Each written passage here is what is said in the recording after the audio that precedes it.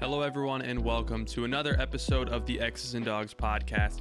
Today, we have a Friday edition of the show, which I don't normally make podcast on Fridays, but now that we're in the off season, I think it's going to be more of a common thing that goes on here. Today, I wanted to talk about a few things that have to do with the Browns. Nothing really to do with news that has broke over the week.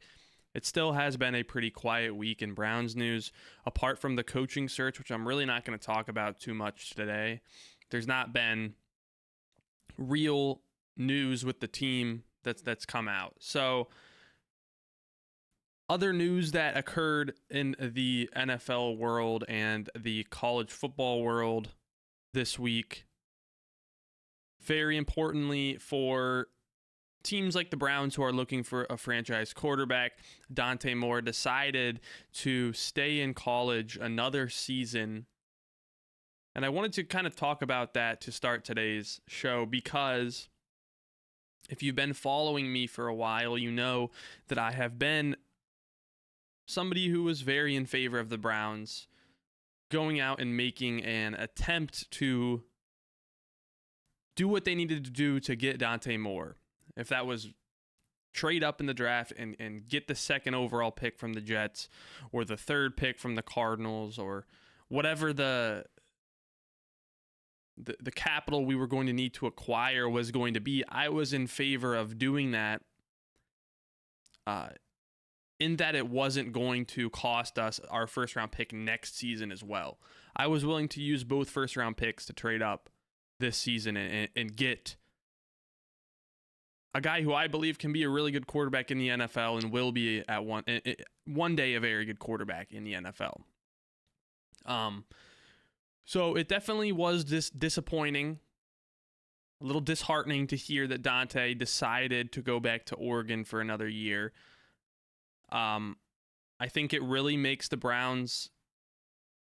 It puts the Browns in a situation where I don't see a clear path for this team to getting an obvious franchise quarterback in the next couple seasons. And I want to talk to you guys about why that is. And then I want to go into some thoughts on Dante Moore's decision and why it doesn't make a lot of sense to me. But first and foremost, the Browns at this point now, I think the most logical thing for the Browns to do is continue with Shedeur Sanders being on the roster, competing for the starting job. Deshaun's obviously going to be on the roster because of the cap situation. They pretty much already said that.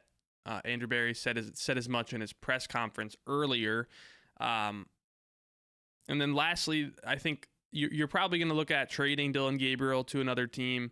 Or if Dillon's the third guy, then, I'd be kind of surprised, but if he is, that's fine. Otherwise, I think you're probably going to look to do a few things with that last quarterback spot. You could draft a player in the second or third, or, if you really like Ty Simpson, you could take him earlier in the first round, with that second first round pick that we have, or a Trinidad Chambliss or a Carson Beck or Drew Aller, one of these guys, Nussmeier, like these guys that could be potential developmental guys. I think for me, if you view them as a developmental quarterback, there's not really a point of taking them this year because I think Shedeur already is that to a sense, and that's why I would advise against using a third or higher round pick this year to, getting one of those developmental guys, because I think Shedeur pretty much is that already. And more than likely, you're going to be back in the market next season to draft a quarterback, and it just doesn't make a lot of sense to have wasted all, what would end up being 3 picks on quarterbacks in the third round or higher. Or not, I guess Shedeur was in the 5th round, but three draft picks on quarterbacks in the past 2 seasons when you're still looking for a quarterback the following year. So I wouldn't necessarily recommend that. The only thing that I would recommend the Browns do is if they do believe that Ty Simpson can be a franchise quarterback, and I talked about it on social media a little bit yesterday, they need to do some research and some discussion with the Alabama medical staff to find out how injured Ty Simpson really was in the back half of the year, and get an understanding of how much that was affecting his play, because it's not common for the play of a quarterback in college to go as downhill as it did for Ty Simpson in the back half of the season last year. And if you look at him in the first half, he really was probably the best quarterback in all of college football with some of the things he was doing. He was just more advanced than anyone else with his pre-snap stuff, understood defenses better than anyone else. And, you know, his arm looked more lively, looked like he was able to make more throws than he was at the end of the year. So, you know, if you think he can be a franchise quarterback and you're the Browns, I think that's the only situation where I would understand drafting a quarterback this year. Otherwise, you know, you probably have Shedeur, Deshaun, and you go out and get a free agent guy, or, you know, maybe trade for a Mac Jones, or make a push for Malik Willis, although I don't think he's going to choose, because I think he's going to have options, to be honest. I don't think he's going to choose to come here and play for Cleveland. But, you know, if you can make a push for him, that's a choice as well. But otherwise, you know, just live in that free agent world with the quarterbacks where you're just kind of getting some gap fillers there, and plan on a quarterback competition, but in my opinion will just end up being Shedeur starting. I want to be clear in that this is not the situation that I wanted the Browns to end up in with their quarterback position. I wanted to invest real capital, go out there and potentially get a franchise quarterback this season, because, you know, I didn't find that anybody has done near enough to deserve the job in 2026. And obviously no one's shown enough for me to think that they can be a franchise quarterback. But, you know, we can only play with the cards we were dealt. And it just doesn't seem like, again, unless Ty Simpson can be that for the Browns, it doesn't seem like anybody in this draft or in free agency or a trade or whatever could provide a long-term franchise quarterback solution for the team. And that's disappointing. You know, I think Dante Moore represented a little bit of hope there, represented the possibility to move up, and if the Browns really believed in him, and I thought that could have ended up being a really good situation for a team who, going into next year, and this is another important note, and it's why I think we're going to have a hard time drafting a quarterback next year. You know, I have a lot of dialogue with those of you all on social media who think we can just draft a quarterback easily next season or in 2027. I really urge you to go and take a look at our schedule. Take a look at, you know, how effective our defense was this past season. Let's say this team does hire an offensive coach and is able to get the offense to playing, you know, 20th out of 32. The offense is 20th. I think with the schedule we have next year, the defense we have, if our offense is playing 20th out of the entire NFL, we're more than likely going to win, I would say 7 to 9 games. And this division is not as tough as it once was. Clearly, there's going to be 3 new head coaches in the division. I think the Steelers are probably going to be in for a really tough season. To say that this team, you know, will be in a position to draft a quarterback just doesn't make a lot of sense whenever you put it into that perspective.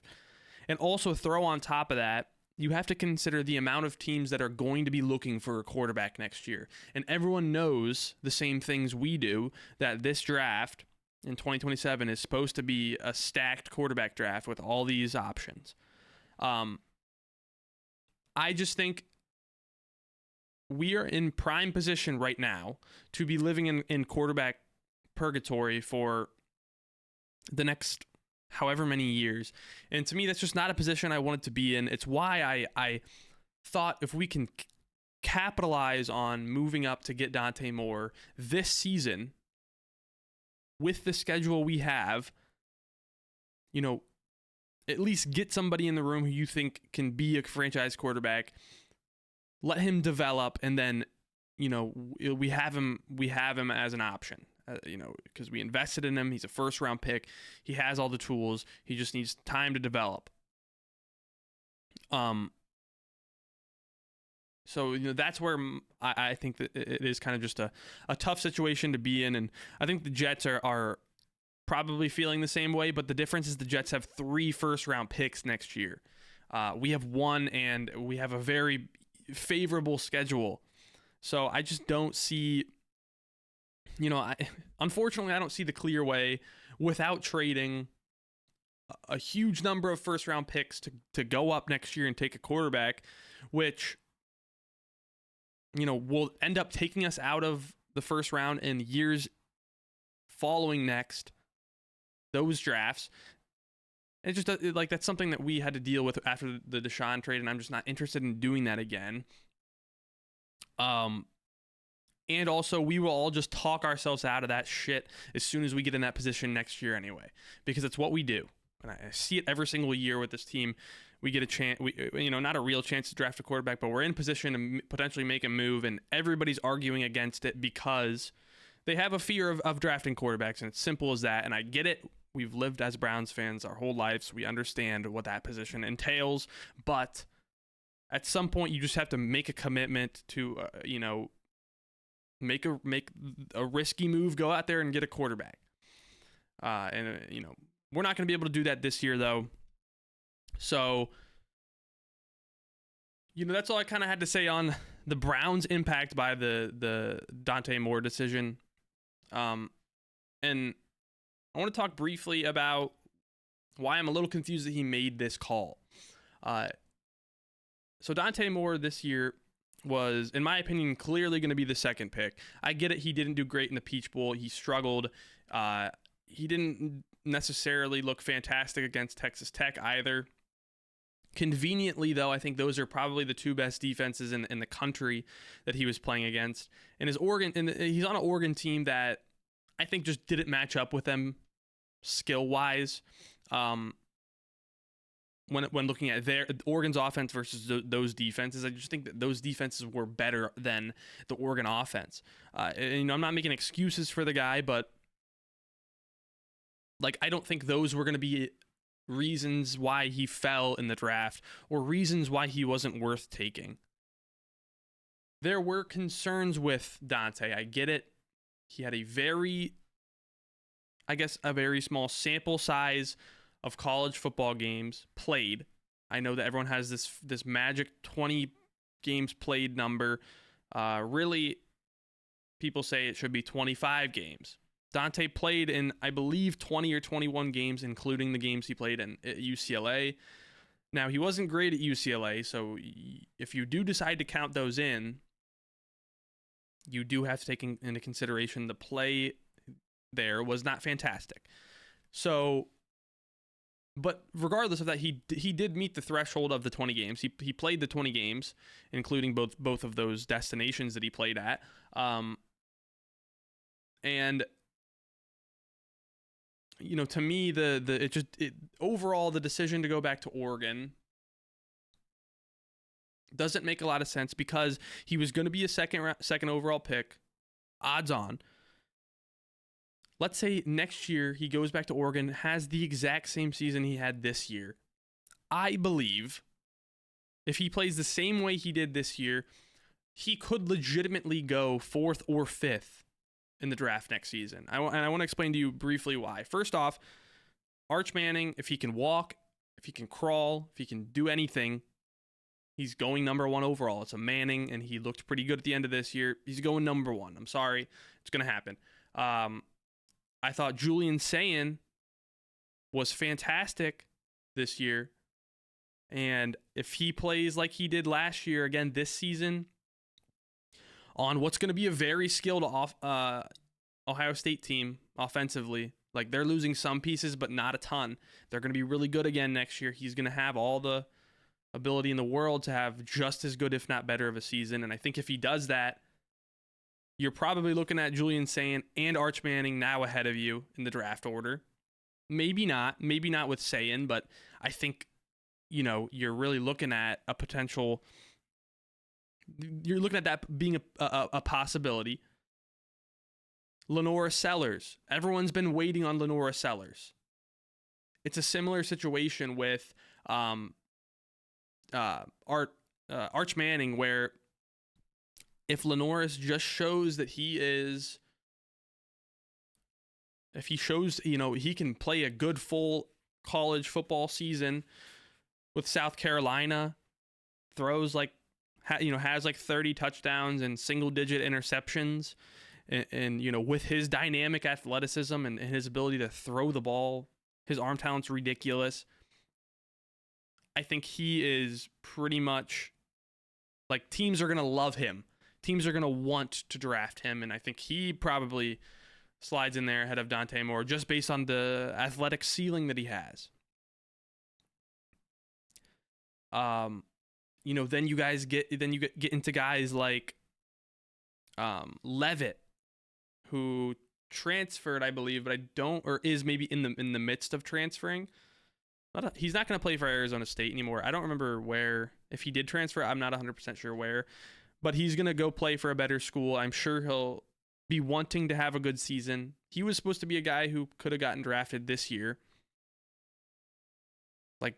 If he has a really good year, you're going to be in competition with him. I don't think necessarily Dante Moore would be in position to go after Sam Levitt. But you have this next group of guys with Sam Levitt, the Sorsby who transferred to, oh gosh, why can't I remember now? I'm having a brain fart with all these transfer portal guys because it just happens so much nowadays. Let me look it up really quick. Sorsby.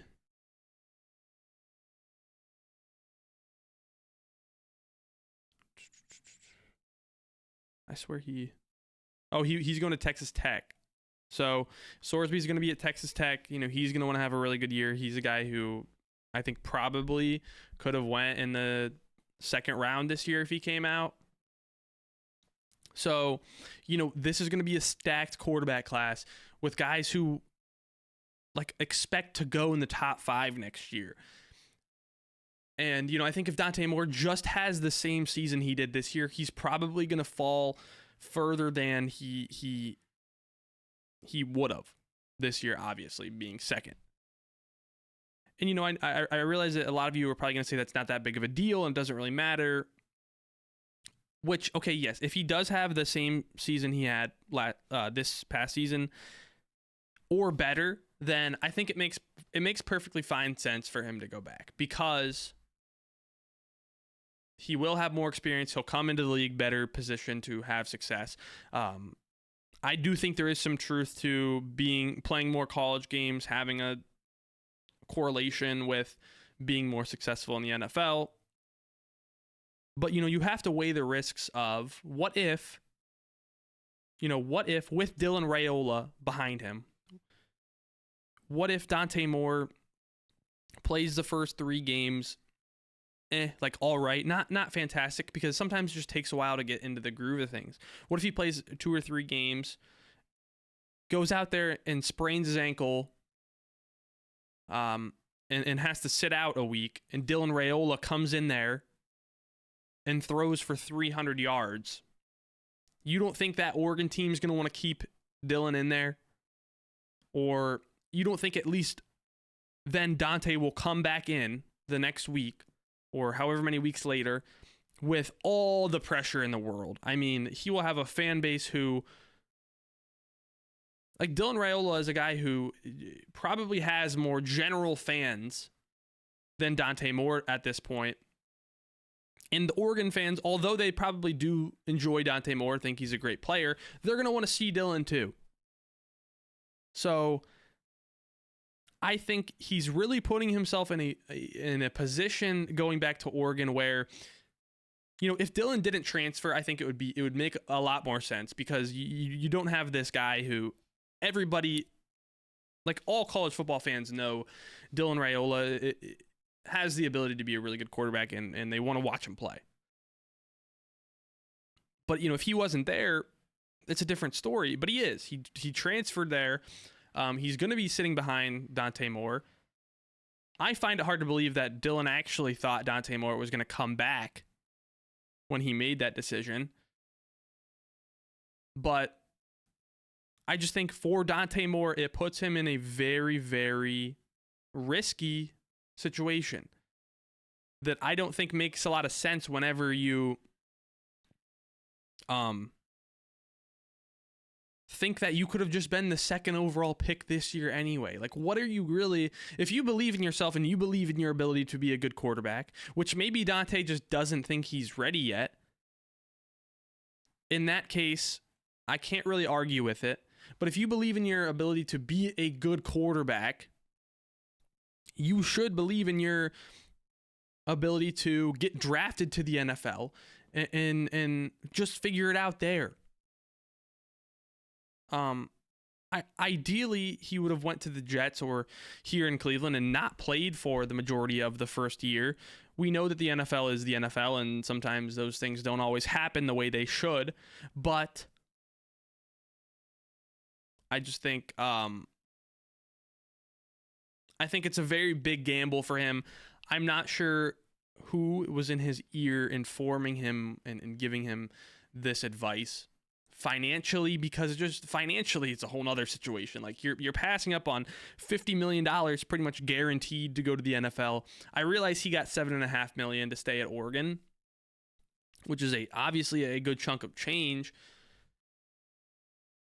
But let's say, God forbid, he does go out there and get injured, or, he struggles and gets benched. There it all goes, man. And I just think that that's a huge risk to take. You can say it's the mature thing to do. Todd McShay, I realize him on his podcast is nonstop telling every single player that plays college football, go back for another year.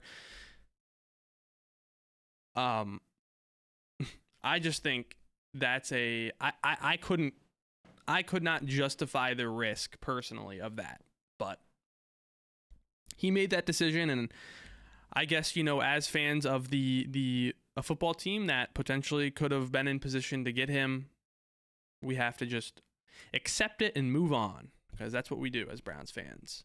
Last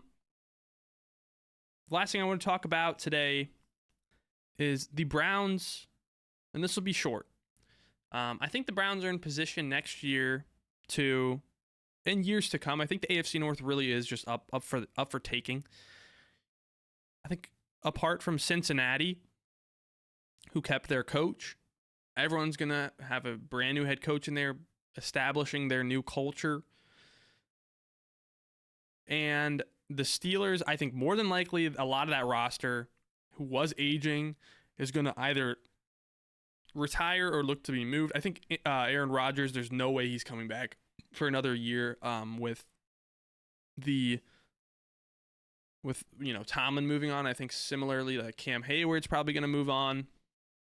I think TJ Watt could think about moving on and like requesting a trade or something.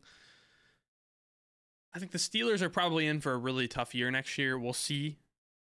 Of course, that's a team that I'm never going to count out, but I think potentially they could be in for a tough year. Obviously, the Ravens are probably going to be fine, but they've had their struggles even with Harbaugh last year. And I think it'll be interesting to see how they respond to a new coach there, if maybe they get better or get worse. So, all that said, I just think that the AFC North is going to be pretty wide open next season. I think the Browns are in position with a pretty easy schedule to go out there and compete to win games. I realize the quarterback's going to be tough because things got a lot tougher after a couple days ago. But anyway, I just think, to put a positive note on things, it could be a division that the Browns are able to compete in the next 5 years. It just feels pretty wide open. It doesn't feel as closed and as impossible to win the division as it once did a few years ago. So, that's a relief to feel after all. I feel like it was a decade of the Browns trying to compete in this division where you had Big Ben, Lamar Jackson, then you had Joe Burrow, and the Steelers were still good every year, even though they didn't have Big Ben. Before that you had Joe Flacco, and all this revolving door of all these ridiculously good teams. And I'm sure at some point it'll get back to that. These are good franchises that have success. But for now, at the time being, I feel like the division's more open than it ever has been. And that's kind of a relieving feeling for myself as a Browns fan. I'm sure a lot of you guys feel the same way. Let me know if you do. But I just, I think that is a positive note to take into this weekend as we continue to look for head coaches here in Cleveland and into the offseason as we try to build this team to be a better football team. That's all I have for today's podcast, though. I hope you guys did enjoy. If you did, leave a like. Please tell your friends, tell your fellow Browns fans about the show. We're still trying to grow, making podcasts for you guys a few times a week. As always, I will see you all very soon. Have a great rest of your day. Bye-bye.